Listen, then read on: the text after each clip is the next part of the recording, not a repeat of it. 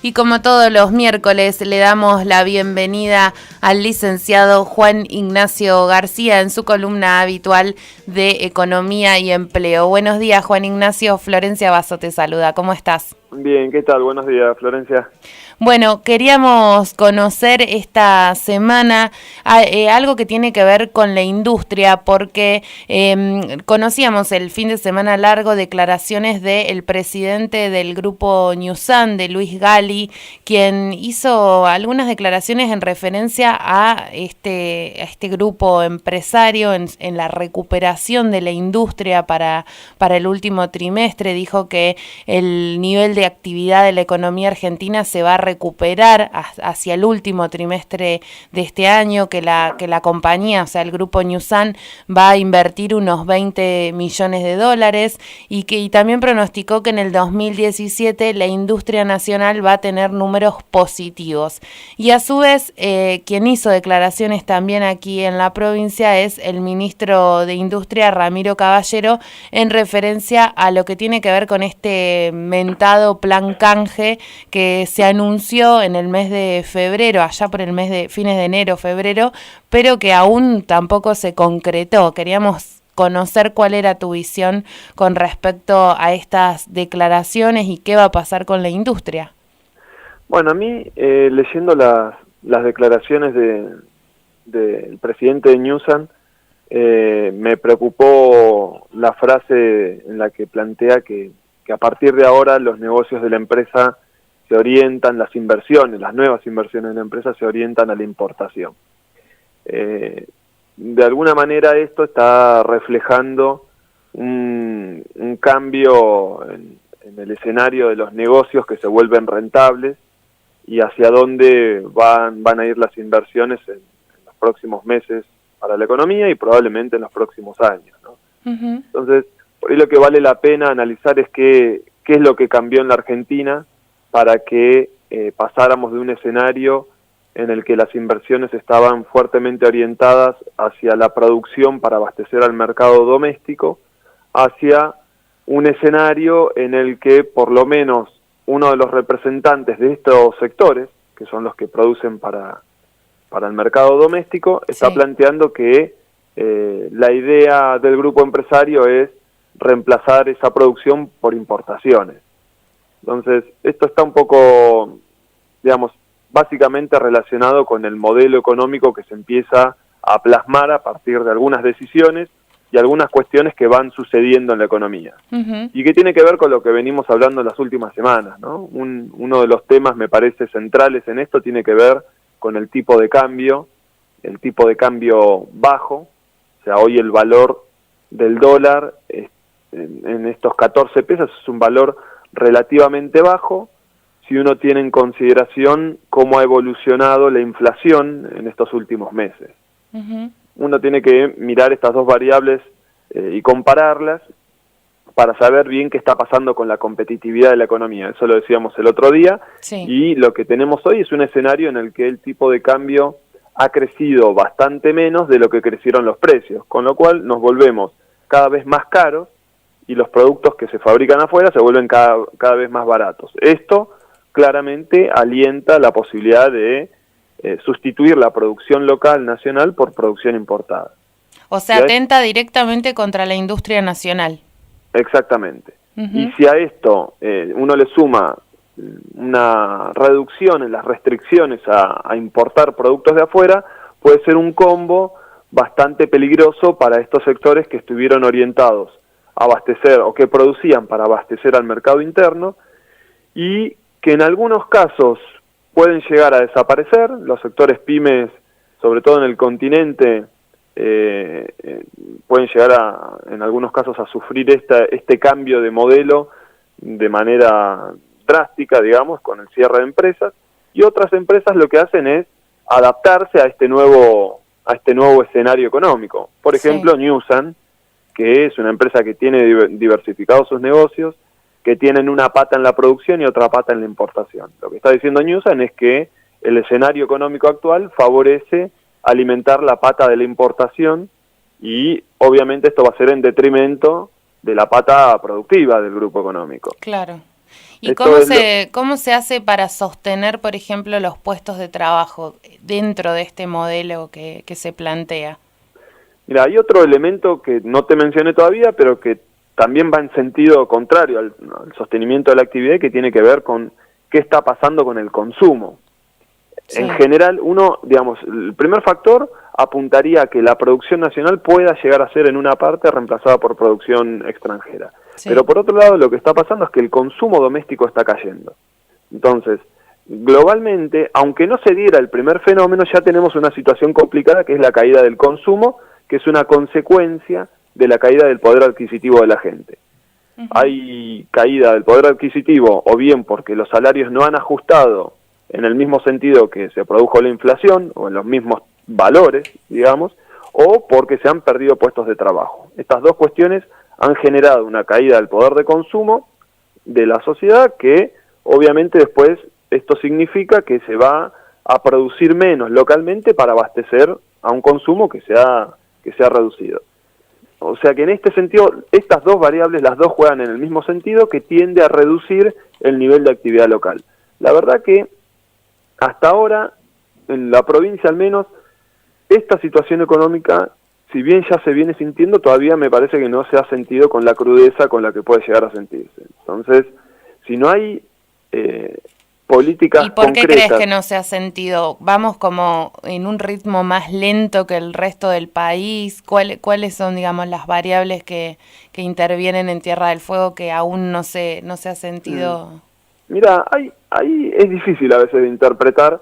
Que muchas veces pasa con Tierra del Fuego que, digamos, el ritmo productivo, etcétera, no sigue, no se alinea perfectamente a lo que sucede en el continente. Puede haber muchas veces rezagos, digamos, como una inercia productiva por decisiones que se tomaron el año pasado y que, digamos, en cumplimiento de los planes de producción sigue habiendo niveles de producción relativamente altos. Sí. Por otro lado, el comienzo del año en Tierra del Fuego siempre es un momento en el que caen los puestos de trabajo. Eso pasó, pero eso uno nunca termina de percibir hasta cuándo esa caída es permanente o es simplemente el momento del año en el que caen los puestos de trabajo. Entonces, hasta que no llegamos a agosto, por ser un mes más o menos pasando mitad de año, sí, no sabemos si la caída fue permanente o si ya se produce esta recuperación a la que estuvimos acostumbrados, por lo menos en las buenas épocas. Eso por un lado. Y sí, por otro lado, algunos empresarios a veces especulan con el momento en el que es más fácil producir o más barato producir para adelantar producción. Entonces, por ahí uno no termina, digamos, no termina de impactar la coyuntura de ventas hoy, sino que se va a ir, digamos, percibiendo a lo largo de los meses siguientes. Probablemente con aumentos en la producción menores a los que tuvo, digamos, a los que vivió la industria en los últimos años, donde después de agosto-septiembre siempre teníamos una recuperación importante. Tal vez este año esa recuperación ya no sea tan importante. Claro. Y con respecto a esto, Juan Ignacio, del plan canje que se había anunciado a principio de año, y en esto que decís vos por ejemplo, en el caso de Newsan, que va a hacer pie, digamos, en su pata de importaciones, ¿va a ser viable este plan canje en la provincia? Porque, digamos, los costos que se manejan en Tierra del Fuego no son los mismos que en el resto del mundo, ¿no? En otros países donde sí, debe ser mucho más barato producir un teléfono celular, por ejemplo. Sí, si bien eso es cierto, los beneficios tributarios que proporciona el régimen deberían generar la diferencia necesaria para que convenga producir en Tierra del Fuego en lugar de importarlo.